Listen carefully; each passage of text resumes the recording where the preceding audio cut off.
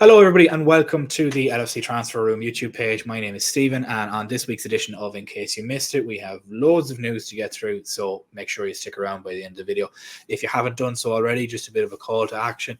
Please do make sure you like and subscribe. It really helps out the channel. Make sure that you hit that bell notification for all future videos, including our streams and all of our other videos that will be coming out over the next couple of weeks and leading up into the next transfer window starting in January, so we can't wait for that. But without further ado, let's get on to some of the biggest news topics of the week.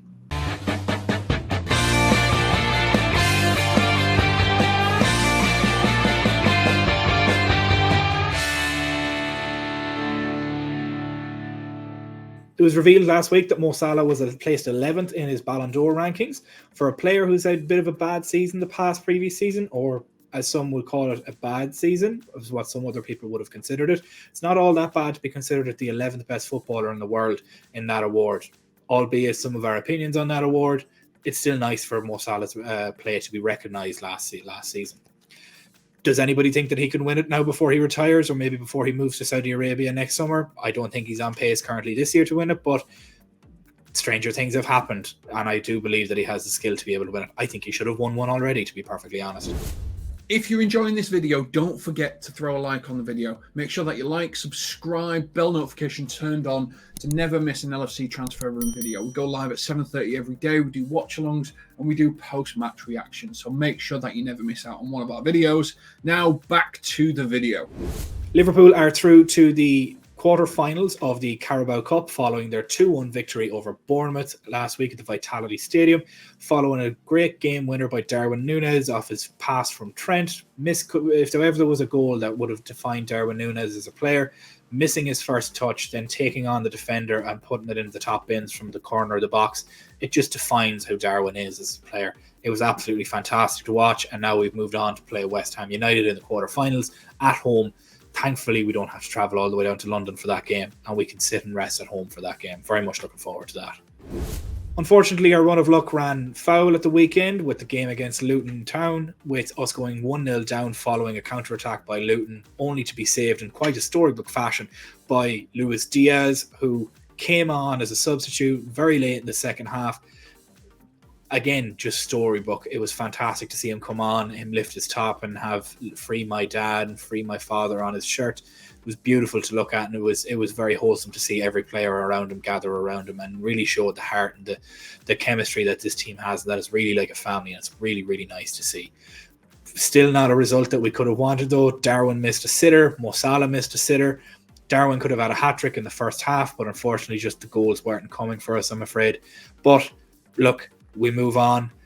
There's still 27 game weeks to go in the Premier League season. We're still in with a shot of multiple trophies this season, including the Carabao Cup and the Europa League final. Hopefully that we're favourites to win both of those competitions, so I very much look forward to seeing us progress through those competitions. It was revealed last week that Kylian Mbappe is going to leave PSG at the end of this season, and Real Madrid have reportedly come out and said that they have had no negotiations with the player and that they are systemically false, or categorically false, should I say, and that there have been no talks with the player whatsoever.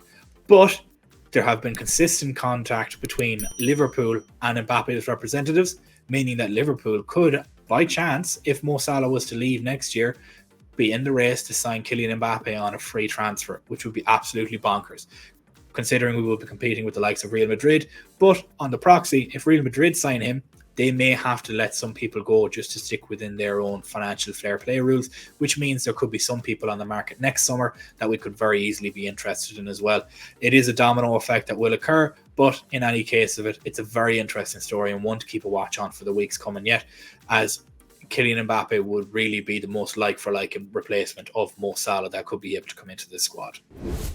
And finally, following the news throughout the summer that we were interested in Fluminense midfielder Andre Trinidad, he has now completed his goal of winning the Copa Libertadores just this weekend that went by in an absolutely scintillating match between Boca Juniors and Fluminense, in which it was, if anybody watched the game themselves, it was a fantastic game to watch, and Andre really impressed a lot of people that were watching that game, including some of the Liverpool representatives that went over to see him. Now, were Liverpool the only team that was there? No, not at all.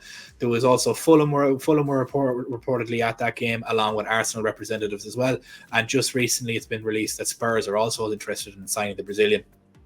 for when he comes to the European leagues. The Fluminense amount that they're looking for is somewhere in the region of about £30 million, and it was reported and some rumours around the social media sphere that they will be willing to take the highest bidder. Now, Andres seems like a man of his word, as he stuck to his word and stayed with Fluminense in the middle of their season when we were coming and looking for him in the summer. And I think he's already had his word with Klopp, and he's given his word that he will come to Liverpool. He seems like a man of his word, and I hope to see him in a Liverpool jersey come the end of the January transfer window. So those were the biggest news topics of the week that just went by. Just want to say to you guys, thank you guys so much for watching. It really is a pleasure to bring this news to you guys. And if you missed any of the streams, don't worry about it. You can recap all of your news here. It is the best place to recap all of your Liverpool news going forward. So without further ado, just want to wish everybody a happy day. I hope everybody has a lovely day. And thank you guys so much for watching. Make sure to like and subscribe. And we'll see you guys in the next video.